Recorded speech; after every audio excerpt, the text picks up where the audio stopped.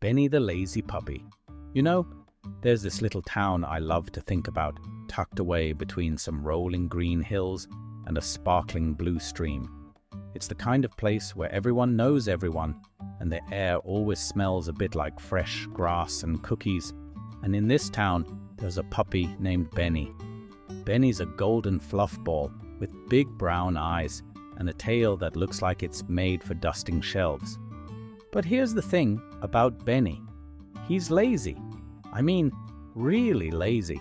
While his sisters, Bella and Daisy, are up at sunrise helping their mom sweep the porch or water the garden, Benny's still snuggled under his blanket, dreaming about breakfast. His big brother Max fetches the newspaper every morning. But Benny, he just yawns and rolls over.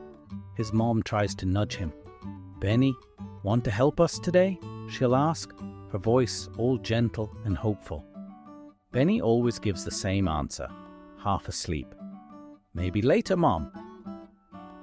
At first, everyone thought Benny was just a sleepy little guy who'd grow out of it. But days turned into weeks, and Benny's favorite thing was still doing nothing. He'd nap in the sun, watch clouds drift by, and let everyone else do the work. The neighbors started to notice. Mrs. Squirrel would shake her head as she scurried past. "Such a waste of puppy energy," she'd mutter.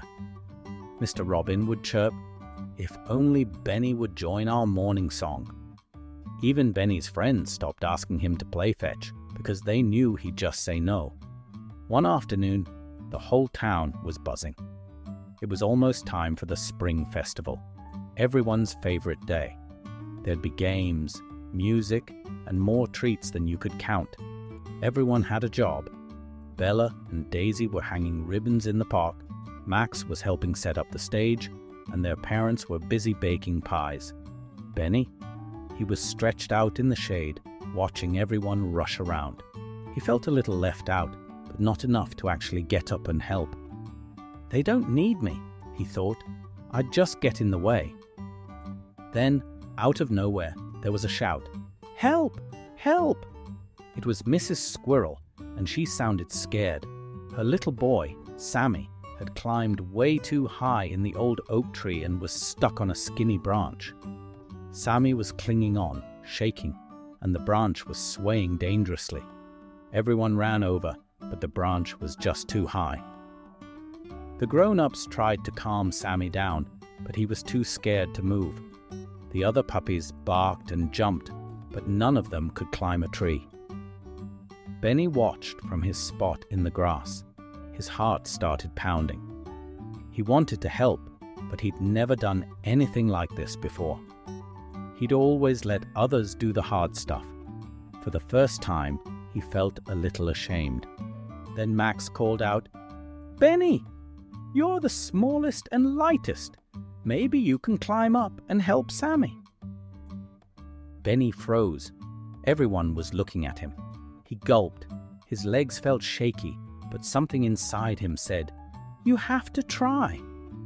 So Benny stood up, shook off the dust, and walked over to the tree. The trunk was rough, with lots of little notches. Benny took a deep breath and started to climb. It was hard. His paws slipped, his muscles ached, and he almost gave up. But he kept going, inch by inch, until he reached Sammy. "Hey, Sammy," Benny whispered, trying to sound brave. "It's okay. I'm here." He nudged Sammy onto his back, and together they made their way down. The whole town held its breath. Step by step, Benny climbed down until finally they reached the ground. Everyone cheered. Mrs. Squirrel hugged Sammy so tight he squeaked. Benny was exhausted, but he felt something new. Proud. He'd helped. He'd made a difference. After that day, Benny changed. He still loved a good nap, but he started helping out.